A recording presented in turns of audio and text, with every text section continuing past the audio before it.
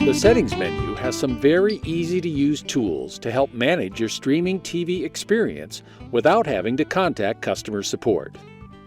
From the top navigation menu, press the left or right side of your remote control ring until you highlight Settings. Then press the center of your remote pad to open the Settings menu. The two setting features that we will focus on are Favorites and Account, where you can add a new device to your service.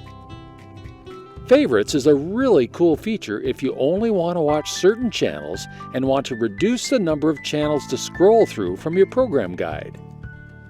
Highlight the Favorites tab, which will display all of the channels currently available with your streaming TV service.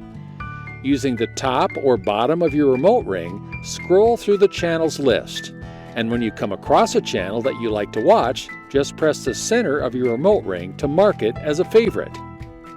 Continue adding your favorites, and when you're finished, press the left side of your remote ring to activate the Show Only Favorite Channels and Guide slider, and then press the center of your remote ring.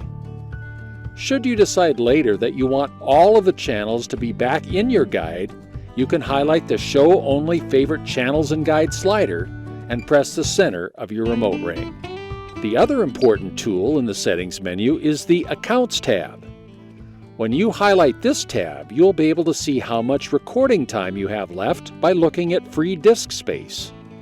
And you will also see a list of devices that are currently authorized to access your streaming TV service. Let's say that you just purchased a new TV for the family room and need to get a new device connected for the big game. After the device is connected to the TV, go to the Amazon home screen and search for our streaming TV app. Then select and click the Get button to download the app. Once the installation is complete, when you open the streaming TV app for the first time, you'll be asked for a login and passphrase.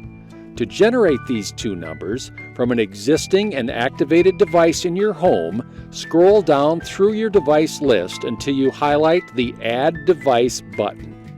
Click the center of your remote, and a new device login information screen will display that will provide your login and passphrase that you can use to activate your new device just in time for the big game.